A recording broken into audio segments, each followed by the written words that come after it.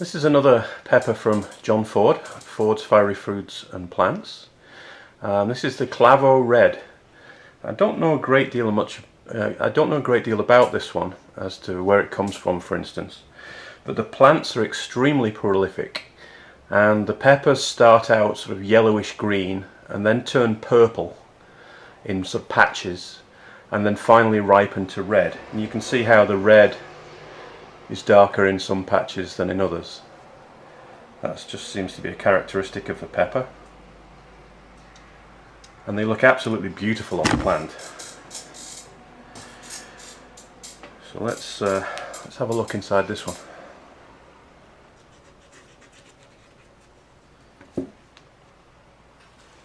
Very dark cherry coloured, really pretty.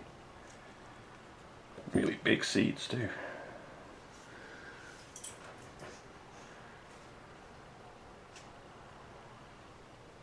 And that one is a different smelling pepper. It's still a chinense, but it smells extremely different. Come on camera, you can focus. Where are you? There we go. It smells very, very different to the Marupi Amarella. Very different to habaneros as well, actually. But it does have that chinense smell to it. But it's a little bit more vegetable-like in this one. It's not terribly sweet smelling. Oh, come on camera. There we go. It's not all that sweet smelling. Interesting to see how this one tastes. Sort of tomato-ish in a way, with the smell, but not sweet. So, I guess we'll have a go at that one as well.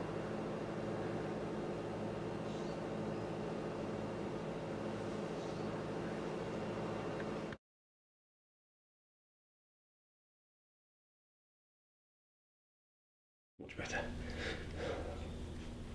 We need to do the pirate thing. Yar. That's it. That's the bit. See, you've been practicing. Alright, I'm back again. Suffered no ill effects from the Marupi Amarella. Other than the effects were really delicious, and the heat was really nice level. So we'll move on and have a go at this Clavo Red. You should have a look online and look on John Ford's pages, either on Facebook or his website, and have a look at these plants, because they produce a bazillion pods and they're really beautiful to look at. They go from yellow to green to purple, splotchy to red. They're really quite nice. So this one I have two for as well. So we'll go for two-fisted drinking again and see what these are like. This one is the Clavo Red.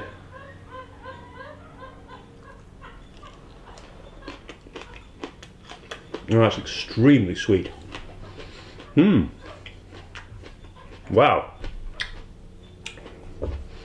And it has a little bit of that chinense flavour underneath the sweetness, but mainly it's just extremely sweet. And the heat's just starting to come on now.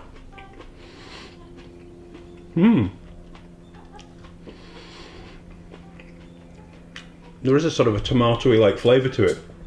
And the same with that, I thought the smell had a little bit of slight tomatoey kind of smell. I think it must be all the sweetness. Now that one's a lot less hot than the Marupi Amarella. That one's well, it's a lot less than a habanero. And they have slightly thicker skins, but like some of these heirloom tomatoes do, if you chew the skins you get more sugar out. And the more I chew the skins, the sweeter this gets.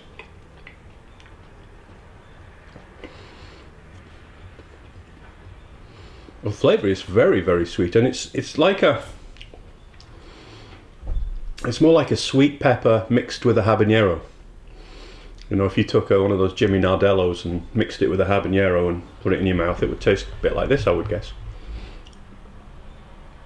Well, it's starting to get a little bit hotter now, and it's strange, the heat's now all underneath my tongue. So at the sides of the tongue and all the way underneath, but not in the rest of my mouth. I never figure these things out.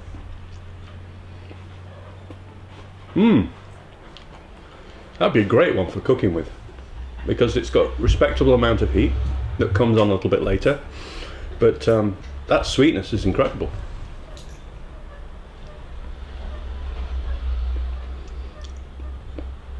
Yeah, and it's really starting to heat up. So it's coming on a lot slower than the than the Marupi Amarella did, and now it's starting to heat up some.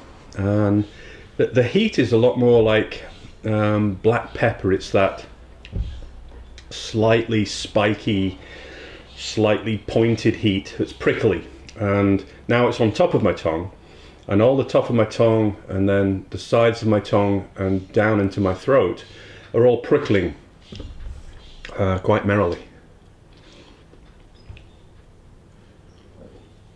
Yeah, it's going into the back of my throat now.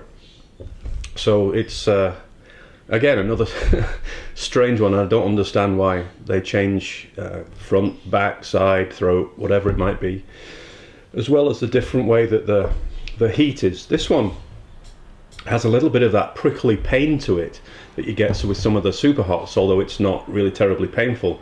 It's a slightly different sensation to just heat. But yeah, back of the throat, around the sides, and now it's on into it's on the sides of my tongue, a little bit on the top of my tongue, but I'll say mainly the back of the throat now. And it's a real creeper. It's just coming on slowly. The whole time I've been talking, it's still ramping up a little bit, starting to make me drool a bit and sweat a bit. So it started off as nowhere near as hot as the Marupi, but I think it's probably not that far off now because it's come on so slowly. It's a very different kind of burn. It's a much spikier, prickly kind of burn, which is interesting. I've no idea. I wish somebody could explain to me why that was. And we're just about peaked now, so it's taken all this time, 5-6 minutes to actually get to the peak, and it's falling away really rapidly. So it's a very slow onset and then it falls away rapidly at the end, which again is, I can't explain why that might happen, but that's an absolutely delicious thing. It's very, very sweet. One of the sweetest hot peppers I've ever eaten, if not the sweetest, which is very surprising. But you should have a look at the plants online. They're absolutely beautiful when they're covered with pods, and they produce a lot. So that was the Clavo Red, again from John Ford's Fiery Foods and Plants. Check out John's website and have a look and see what they've got. Highly recommend John. He's a good guy, and I've had stuff from him in the past that's been excellent. So personal recommendation. What more do you want? So this is Nigel Carter saying thanks again for watching. That was the Clavo Red, and yet another one that you need to get seeds for. So you'll have 40,000 plants next season, I'm sure, every one of you. So this is Nigel Carter saying goodbye.